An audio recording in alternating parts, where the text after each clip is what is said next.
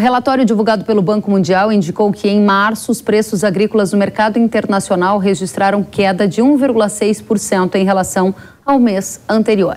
No gráfico, para quem acompanha pela TV, é possível observar que a agricultura está entre uma série de outros itens que também tiveram queda de preços. Entra nessa lista energia e também fertilizantes. No caso da soja, a queda foi de quase 13,5%. O milho teve um recuo acima de 5% e o trigo de 6,3%. Aqui no Brasil, o cenário de queda nos preços não é diferente. Dados do Centro de Estudos Avançados em Economia Aplicada, o CEPEA, revelam que a soja no Paraná, por exemplo, acumula uma queda de 22% desde o início do ano. Saiu de cerca de R$ 176 para R$ 137, o menor patamar, pelo menos desde setembro de 2020. Já no caso do milho, base Campinas, esse milho teve um recuo de 12,5%. Na mesma comparação, saindo de R$ 86,09 no início do ano para R$ 75,29, o menor preço desde dezembro de 2020. É hora de a gente analisar. Será que vem aí um ciclo de baixa das commodities? Para trazer esta resposta e aprofundar a análise, nós convidamos o José Carlos de Lima. Ele é sócio-diretor da Marquestrate. Seja muito bem-vindo, José Carlos. Olá, Kellen, obrigado pelo convite, é um prazer estar aqui com você. Muito obrigada. Primeira questão para você é, existe um cenário em que os preços caíram. A gente viu o relato do Banco Mundial trazendo os preços internacionais, vimos os dados do CEPEA apontando um recuo, para citar aqui, de soja e milho. É o início de um ciclo de baixa de preço das commodities?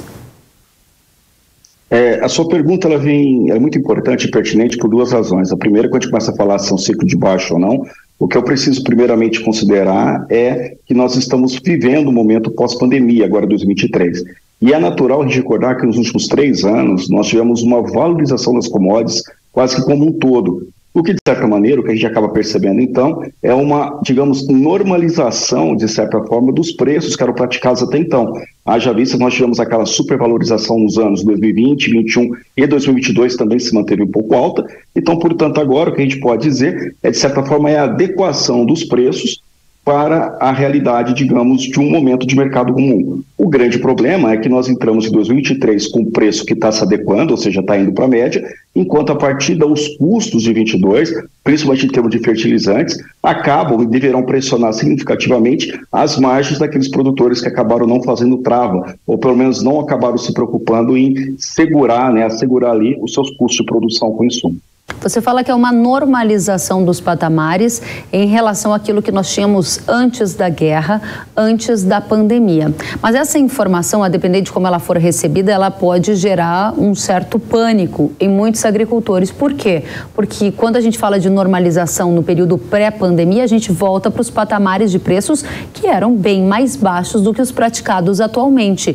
Nesta semana, inclusive, nas redes sociais, muitos agricultores me questionaram sobre informações de que o preço da soja poderia recuar abaixo de 100 num futuro próximo. Essa é uma realidade que leva em consideração os atuais patamares de custo, inflação e todos os reajustes de preço que a gente viveu no pós-guerra e pós-pandemia, na sua opinião? Não, Kellen, aí a gente acaba seguindo para um outro caminho que a gente precisa considerar, que é toda a conjuntura, toda a estrutura que nós temos nesse momento de contexto, que de certa forma pressiona ainda mais essa queda que a gente vê nas commodities. Quando você pega, por exemplo, em cima de soja, nós temos não só a produção brasileira, que vai ser recorde, como você tem também toda uma situação de problema de armazenagem em relação à produção que nós tivemos no ano passado. Que, de certa forma, você tem que colocar não só a produção, digamos, que está armazenada, porque a nova tem que receber, e você vai ter um volume de entrega muito superior esse ano pela produção agrícola. Portanto, a pressão, o movimento baixista é muito mais intenso. Por outro lado, quando você vê no principal mercado comprador, você pega, por exemplo, a China tem um problema de que toda a importação de soja que ela faz, em grande maioria, é para atender principalmente a indústria de nutrição animal, quando você pensa ali na suinocultura e nos produtores como um todo. E nesse momento, o preço do farelo de soja está abaixo, digamos, do grão comum na China, o que, de certa forma, inviabiliza todo um processo de industrialização. Então você tem não só, de um lado, uma oferta muito alta, que é o que eu estou colocando na nossa safra, e por outro lado você tem uma demanda que não está tão aquecida, o que de certa forma acaba fazendo esse movimento de queda. Há de se destacar que dificilmente, quando eu falo assim, vai ter uma retomada de normalização de preço, dificilmente a gente vai voltar naqueles valores antes de 2020, 2019 principalmente, porque você tem que acrescer não só os custos, mas também você tem toda a própria adequação, vamos colocar assim, dos valores que têm que ser praticados, não só em termos de insumo, mas também em termos industriais, o que de certa maneira acaba criando um certo equilíbrio. O que é importante dizer é que dificilmente nós teremos, vamos colocar assim, aquele spread que nós tivemos, principalmente em 2021, porque o apetite de compra acaba sendo um pouco menor, sem considerar também a própria posição dos Estados Unidos com a produção. Muito bem, então para clarificar essa questão para a nossa audiência, você está dizendo que tem uma grande oferta. O segundo ponto que você coloca é que há sinais de enfraquecimento da demanda e citou na sua fala exemplos da China. Disse que há um cenário de ajuste de preços, mas não de retorno ao patamar pré-pandemia. Com essas 4 informações, eu preciso de uma última para a gente fechar a sua análise sobre preços de soja e milho no Brasil. Qual é o novo padrão de preço para soja e milho no Brasil? E esse novo padrão, ele é efeito de um ciclo de baixa? Vai ser um cenário de menos rentabilidade para a cadeia de grãos?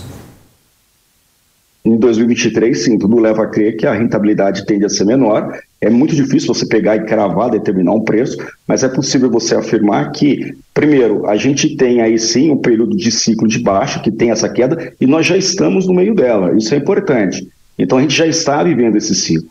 A pergunta é qual que vai ser a continuidade ou o tamanho desse ciclo.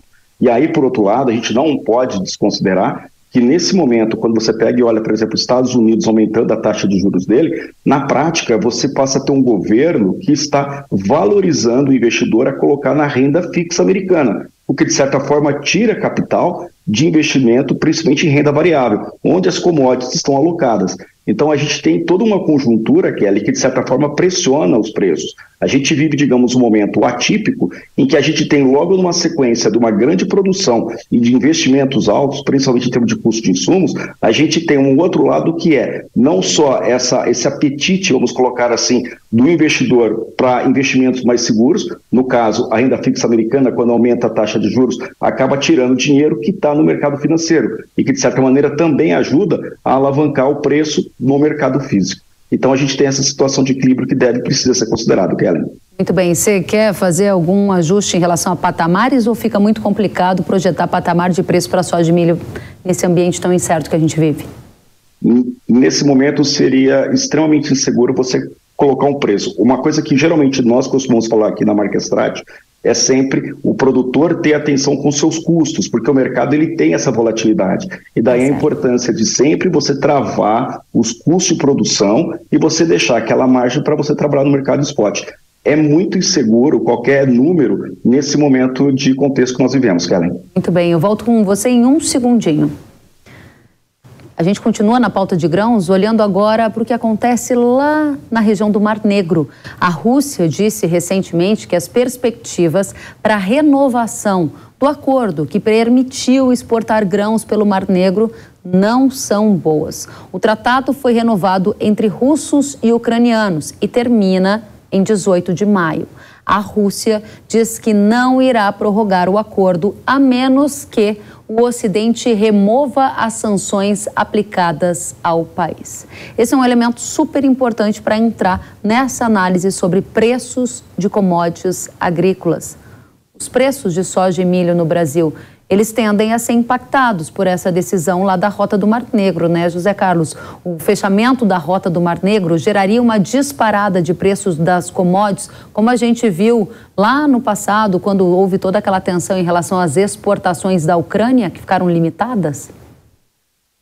De certa forma, o peso ou poder que você teria aí de, digamos, aumento de preço seria muito mais voltado, por exemplo, em trigo, como você já trouxe ainda há pouco, né, na queda que nós tivemos aí de 6%, ou seja, o preço do trigo caiu no primeiro momento por causa de todo aquele problema de produção pensando na Ucrânia, a produção que a Ucrânia e a Rússia têm.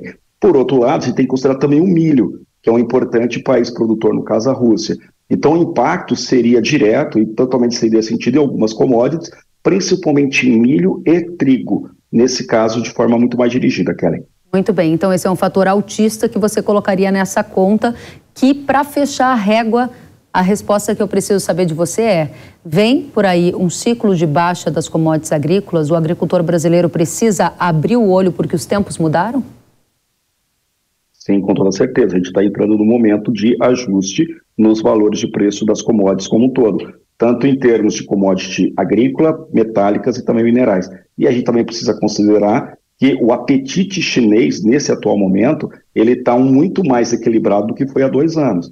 Então, sim, todo esse contexto, todo esse cenário aí colocado, você passa a ter uma pressão muito mais para movimento de ajuste para baixo do que efetivamente para cima. E o dólar pode compensar esse ajuste para baixo? Ele volta acima de 5 ou ele vai ficar ali abaixo de 5, como a gente viu atualmente? Então, a gente tem tudo para que se mantenha na faixa dos R$5 nesse atual momento. Lembrando que o que pode fazer esse dólar subir sempre é a política dos Estados Unidos com relação ao aumento de taxa de juros, porque na prática acaba criando um contexto para que o capital como um todo invista no mercado americano. E 2 coisas podem pressionar dentro dos Estados Unidos. A primeira, eles conseguirem ter uma queda da inflação, que hoje consegue, ainda está dando uma minimizada, está em torno de 6,5%, mas ainda está alto para o padrão americano, e eles estão com uma taxa de juros de 5%. E há talvez uma possibilidade de aumentar em 0,25% até o final desse ano. Então, se você considerar aumento de juros pelo Banco Central americano, seguido aí numa queda de maneira direta da inflação, você começa a gerar uma taxa de juros positiva nos Estados Unidos que pode sim direcionar recursos para lá. Consequentemente, você teria aí uma possibilidade do dólar valorizar. Mas nesse momento, dado o contexto e os movimentos que nós estamos assistindo, é provável que a gente conviva com o dólar na casa dos R$5 por um período de tempo aí, digamos, um pouco mais próximo. Ok, José Carlos de Lima, sócio-diretor da Marquestrate, muito obrigada pela sua presença aqui na Jovem Pan News. Volte sempre à Hora H do Agro. Obrigado, Kellen. A gente que agradece.